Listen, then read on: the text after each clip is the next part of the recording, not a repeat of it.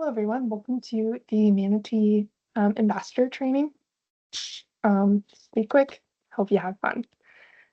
So we are the Pensacola and Perdido Bays Estuary Program. So our mission is to restore and monitor our local waterways and to educate the public about them. And we do this through strategic partnerships with local businesses and other organizations in order to accomplish our goals. So we are part of the Pensacola and Perdido Bay watershed. So a watershed is any area of land that channels water toward the ocean. So in the Pensacola and Perdido Bay watershed, we're getting water all the way up from southern Alabama, and it's all being channeled into the Gulf of Mexico through these watersheds. So we are a very small team. We have just enough people that we need an extra table at the boardroom, in the boardroom. So we're just kind of all hands on deck and everybody does a little bit of everything. So the Panhandle Manatee program is a sub-program of the estuary of Pensacola and Perdido Bay's estuary program. So Panhandle Manatee, our mission is to promote awareness and education and protection of manatees and seagrass in our watershed. We also work with the Dauphin Island Sea Lab sighting network. So this was established in 2007, and it's a public reporting platform where anyone in our area who has seen a manatee can report it. And that data goes to the scientists at the Sea Lab, and they're actually able to create a whole map of all of the sightings in our area since 2007. So the purpose of that is just to collect long-term monitoring data to understand the manatee populations in the Pensacola watershed and Pensacola and Perdido Bay watersheds. So this site, you can find it on our website. We have a link to it at panhandlemanatee.org, or you can go to the Dauphin Island Sea Lab site and it's there as well. So if you've seen a manatee and you go to report it, you can put in the date of the sighting, the time, your name, and then the location where you saw it. And you can also put any photographs that you have. The photographs just help the scientists to be absolutely certain that what you saw was actually a manatee and not just a log or something floating in the water. So in the Pensacola and Perdido Bays, we have had an increase in manatee sightings in recent years. This doesn't necessarily mean that the number of manatees in our area is going up, but it does mean that awareness is going up and people are becoming more likely to report because they're more aware that manatees are here. So the Panhandle Manatee program was founded in 2021, which is where you see that arrow on the graph, and then sightings start in 2007. So they have been kind of increasing. In Pensacola Bay, we see something similar. Again, it's not the number of manatees that is going up, but it is awareness and the number of actual reported sightings that we have. So in Pensacola, we have the West Indian manatee. This is the most common type of manatee in Florida. It's also known as the Florida manatee, but they're seen around here, and that's if you see a manatee in our area, it is almost certainly a West Indian manatee. So manatees are marine mammals. They breathe air and they have hair, just like most mammals do. Their closest relative is actually an elephant, so they do bear some resemblance, and yeah. Oh, manatees have a really cool adaptation called marching molars. So the seagrass that they eat is often full of sand because it's on the seabed, and that wears down their teeth very quickly. So what happens is, as their front teeth get worn out, they will fall out, and then the more teeth will continue growing in the back, and their molars continually march forward toward the front of their mouth. They are herbivorous, so a lot of people call them sea cows because they eat seagrass and that's their main food source. So manatees are about 9 to 10 feet long and weigh 1,000 pounds. A really common misconception of them is that they have blubber. They do not have blubber. They only have a very thick layer of skin, and that's how they stay warm. Unfortunately, though, that means that when temperatures drop, they can have a really hard time staying warm. So they kind of have to follow the warm water. They they can't tolerate temperatures less than 68 degrees. So they're kind of following the warm water wherever that is. So over about 20% of their body weight is gastrointestinal tract because seagrass is very hard to break down. So they have a lot of digestive tract to break it down. And then they have lungs going all the way down the length of their spine. So that helps with buoyancy control. So they would breathe out to go lower and breathe in to go higher. That becomes a real issue though when they get hit by boats, which is one of their biggest threats. So if a boat hits them, it can actually puncture the lungs of the manatee and they can die because of that. So because they breathe air, manatees can go almost anywhere. Freshwater, saltwater, brackish water. They can swim anywhere that the water is warm, anywhere that they want to swim. They just come up for air every couple minutes. So they don't have gills like a fish would. As I mentioned, they have a very low thermal tolerance. So they can't tolerate water less than 68 degrees.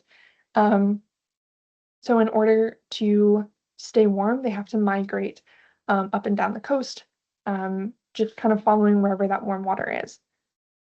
So they actually have a very wide range. So we know that we see them in Florida, but in the summer they can get as far as Louisiana, as far as Texas. They've even been spotted up into New York and up the eastern seaboard. So they have a very wide range, even though people just think of them as an animal that exists in Florida.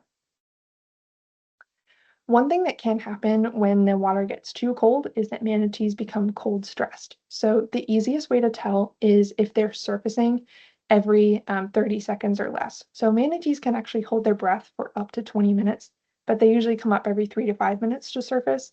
If they're coming up more frequently than that, that can indicate that they're sick, cold, stressed, or injured. The other way that you can tell is if they have a peanut-shaped head.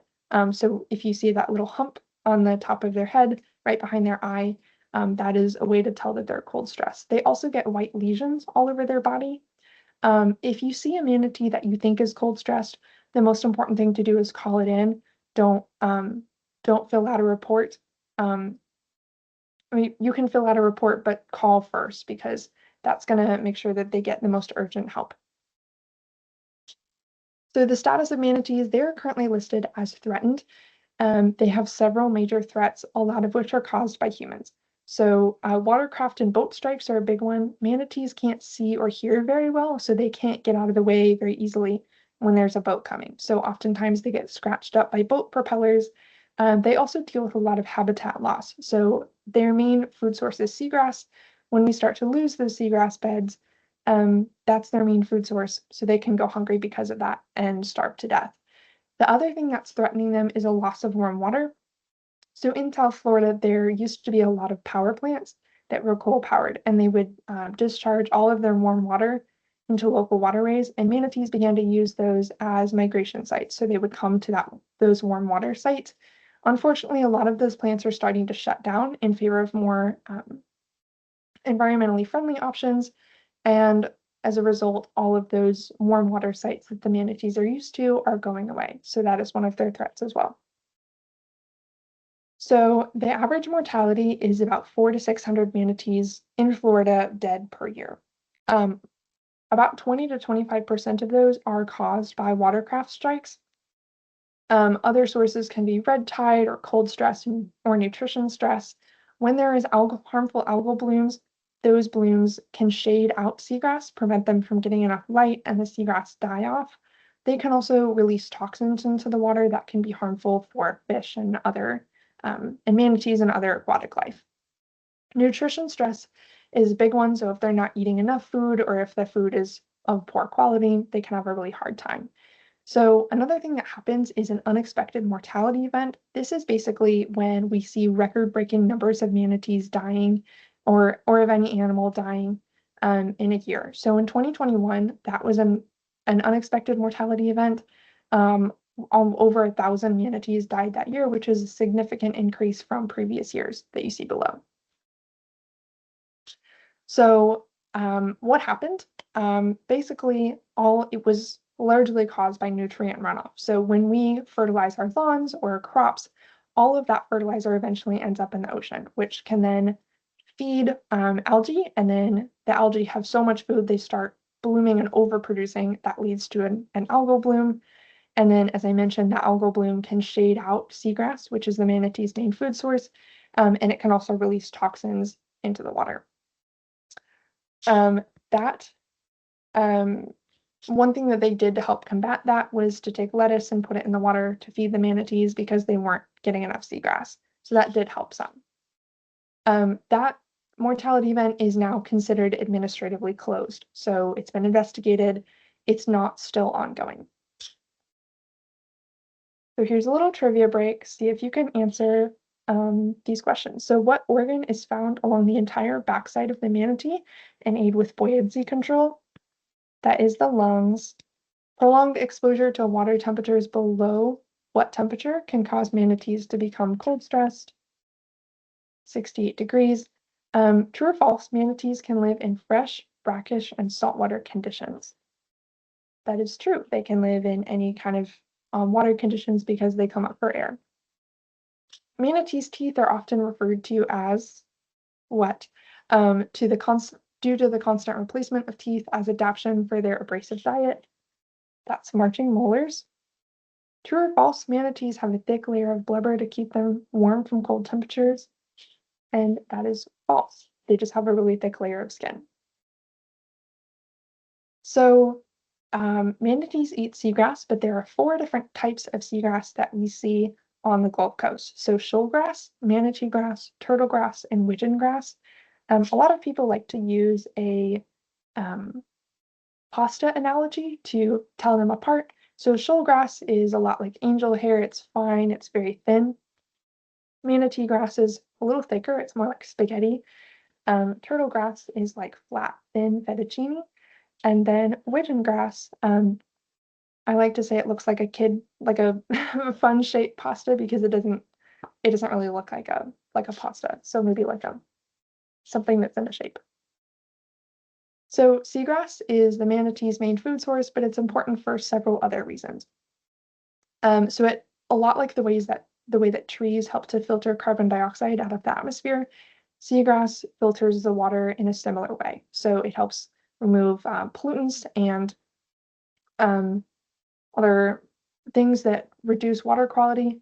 They also keep the water clear. So yeah, they also stabilize the bottom. So they send down roots and rhizomes that stabilize all that sand and keep it from washing out to sea.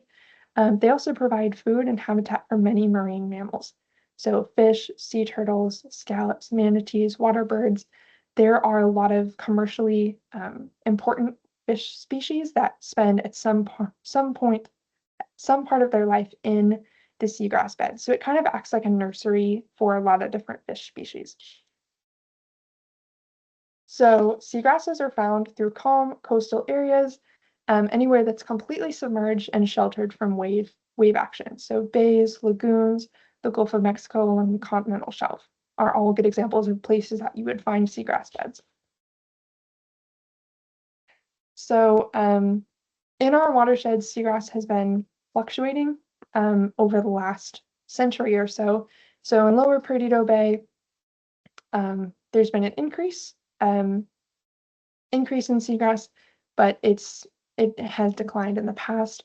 In Big Lagoon, relatively small declines in coverage, and coverage is remaining stable.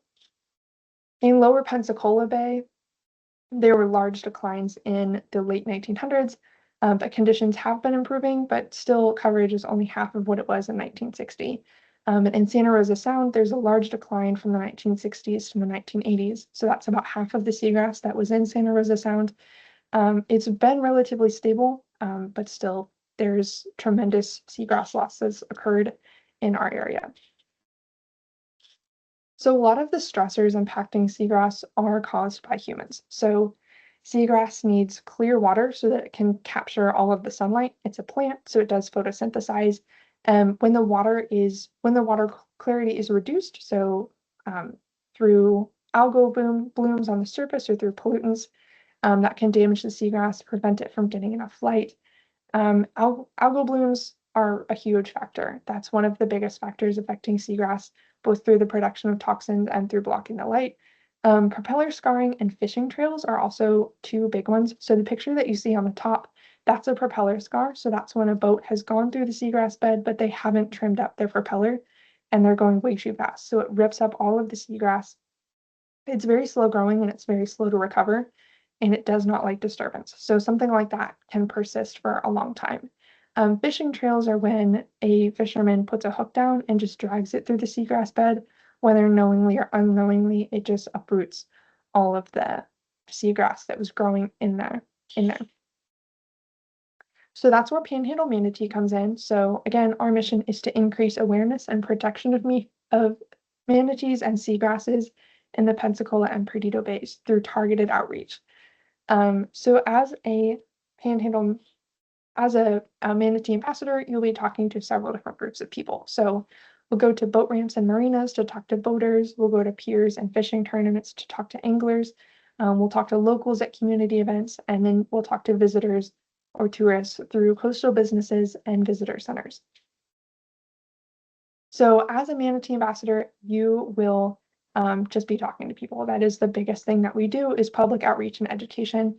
I've talked to a lot of people who don't even know that we have manatees in our area, so um, it's a huge area that needs public education.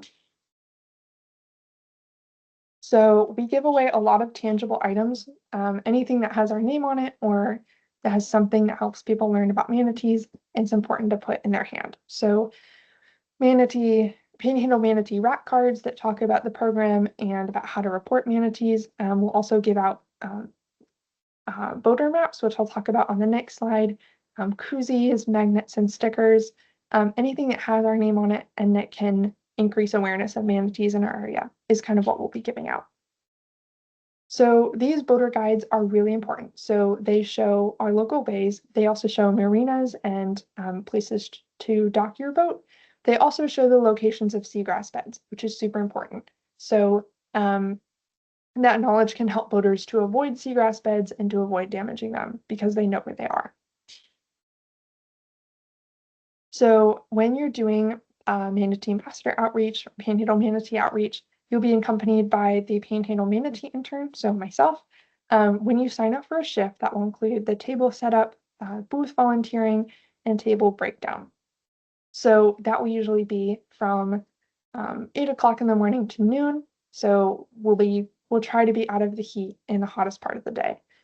So it will be hot. We do have a tent that provides shade along with the breeze, but it's on you to bring everything you need to feel comfortable in that hot weather. So water fans, sunscreen, water and snacks, bug spray, comfortable shoes, whatever you need to feel comfortable in the heat. We will have a cooler with water, but it is important that you bring your own as well so that we have enough for everyone. So we go to boat ramps and marinas all over the county. So anywhere that you see a dot on that map is somewhere that we've done outreach before or that we plan to do outreach at some point in the Panhandle Manatee program. So we go anywhere that will allow us to talk to boaters and anglers, locals, those outreach groups that I mentioned earlier. So when you sign up, you'll be able to sign up for a location that's close to you and that works for your schedule. So when people approach our table, it's really important that we're open and inviting and people that they want to talk to. So we make friendly eye contact. It can be intimidating for some people to approach, so make sure to be inviting and to invite them in. Greet them as they approach. Don't wait for them to ask a question, just go ahead and start your pitch. I like to start with a shorter pitch, something simple and informative, and then if they have further questions, they can ask. I don't like to give a pitch that's so long that people feel like they're stuck there listening. So just give them something informative, but then also allow them to ask more questions if they're interested further. Rejection is totally normal. Not everyone is interested, and that's okay. So don't take that personally. We'll probably get a lot of no's, and that's totally okay because we'll also get a lot of yeses. So when we are doing our outreach, there's some relevant messages that we stick to. So for boaters, we'll talk about seagrass safe. Polarized sunglasses are a big one. So when you're boating, the polarized sunglasses cut the glare off the water and they help you to be able to spot seagrass and manatees more easily. So we'll also talk to them about reporting manatee sightings, and then offer them stickers. It says for children, we're really offering stickers to everybody, so keep that in mind. And for anglers, we'll be talking about recycling their fishing lines and then reporting manatee sightings, making sure they pick up trash. For general outreach, we'll just be offering them anything with our name on it, telling them how to report sightings, keeping the bay clean, and then signing up for newsletters. That's a big one. If you get questions about how to volunteer or how to stay updated about what the estuary program is doing, the newsletter is the best way to stay updated about that. That's where we put all of our volunteer opportunities when they become available. So as an estuary program volunteer, you represent the program. So it's important to remember that PPBEP is nonpartisan. So we don't align with any one political party or ideology. And it's really important that we don't discriminate against other people because of those things. Anything on that list, or just don't discriminate in general. So we're not anti-development. We recognize ongoing development issues and we support smart development practices. We want humans and nature to be able to coexist rather than being opponents. So we recognize historic point source pollution. So things like from the paper mill or from other factories that polluted. We aren't trying to shut down industry or sue industry. We want industry and nature to coexist peacefully. We're not anti-hunting or fishing. We respect the contributions that many outdoorsmen, outdoors people make to conservation. So we welcome their viewpoints as well. When you're tabling, you will probably get a lot of questions. So when responding to questions, we don't want to disregard someone's personal experience. You can correct someone without belittling them or making them feel wrong.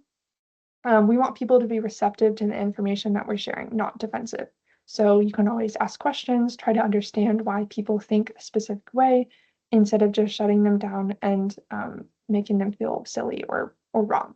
We're working together to achieve a common and mutually beneficial goal. So safe bays and estuaries for everyone, not just the people that agree with us. So probably the most common question you'll get is, what is an estuary? So an estuary is anywhere where salt and freshwater meet. So local examples are really helpful. So our bays, bayous, sounds, lagoons. If you're tabling at a specific place, you can be more specific based on that location. So if you're at Navarre, for example, you might say East Bay or Santa Rosa Sound. If you're at Johnson's Beach, you might say the Intercoastal Waterway, things like that. Other people might ask you how they can get involved. So the newsletter, again, is the most important thing. So that's a once a month thing. We're not going to spam people's inboxes, but if they want to stay updated, that's where all of our big news is going to be. They can also join a committee. We have a lot of different committees based on different environmentally friendly initiatives that we have. So they can join a committee to learn more about that and to take part in actually planning and implementing those initiatives. They can also come to an event or a volunteer training like this one. That's another really easy way to get involved. Some people might say, oh, I saw a manatee over in such and such area. If they remember when and where, they can still report. There's not like a limit on how many years ago. If you can still report it to the Dauphin Island Sea Lab, the sighting network, or at panhandlemanatee.org. So they can enter a nearby address or drop a pin if they know where it was. And then they can also put in the date if they remember when it was. So in that case, you would just provide them with a report a sighting rack card, and that has all the information that they'll need. A lot of people might be opposed to slow speed zones. The easiest way to combat this is saying that reporting manatees will not result in slow speed zones. We're more likely to get slow speed zones because a manatee and boat collided than we are just through awareness. So more info on manatees leads to more awareness, which means fewer collisions. So another approach is to find a benefit to them. So if they fish, protecting seagrass means better fishing because a lot of those commercially available or commercially important species use seagrass beds as a nursery type habitat. How can boaters avoid damaging seagrass? So just avoid operating in seagrass, full stop. Use the map for reference. A dark colored bottom on the seafloor indicates a seagrass bed. So if they know where they are, if they know where the seagrass beds are, they can avoid them either through a map or just by paying attention. So they can also have a designated spotter on the boat to spot manatees and seagrass. Really important that they have polarized sunglasses. When in seagrass, slow down and then trim your motor partially up. Avoiding seagrass will also prevent them from potentially damaging their boat and costing them money. So if they run aground, the best thing to do is shut off the engine, take the motor completely up out of the water, and then either push or pull the boat until you're deep enough to safely lower the engine and restart. So what's going on with the status of manatees? So the West Indian manatee has two subspecies, the Florida manatee and the Antillean manatee. The Florida manatee is native to Florida, and that's the subspecies that we focus on. The Antillean manatee is native to the Caribbean and Central and South America. So should they be managed the same? Although they're closely related, they have different conservation needs, and there's a need to manage them separately. So the Florida manatee has about 8,000 manatees that inhabit Florida, which is a significant increase from what we had in the 90s. The Antillean manatee has less than 7,000 manatees and it's still declining. So they have different needs. Their populations are changing in different ways. The West Indian manatee has been listed as a threatened species, so that encompasses the Florida and the Antillean manatee. And the Fish and Wildlife Service is proposing to list the two subspecies separately because, again, they have different conservation needs. Their populations are very different. Another cool thing is that the Gulfarium now has manatees. So before, if you found a manatee in our area, you would either have to take them over to Mississippi or to facilities in South Florida, which is, it puts a lot of strain on those facilities and it puts a lot of strain on the people here who rescue manatees. So the Gulfarium now has Manatee Cove. It takes a lot of pressure off those other facilities and also makes sure that when we find an injured manatee in Pensacola, it gets the care it needs faster without having to have a stressful long distance trip to another facility. All right, here's a little quiz. What does a manatee's diet primarily consist of? Seagrass. What are the largest threats to manatees? Boat strikes, cold stress, and loss of seagrass. Are manatees endangered? No, they're threatened. What should you do and not do when you see a manatee? So report a sighting, do not touch or feed them. Yeah. What are two benefits of seagrass to an ecosystem? They provide shelter for fish, they stabilize the bottom, they filter water.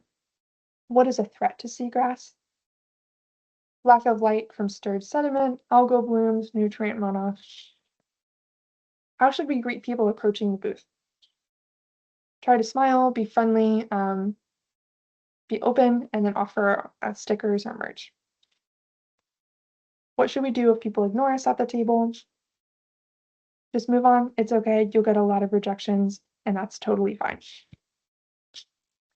So next steps as a Manatee ambassador, you'll create a Bloomerang account, which is the platform that we use for all of our volunteers.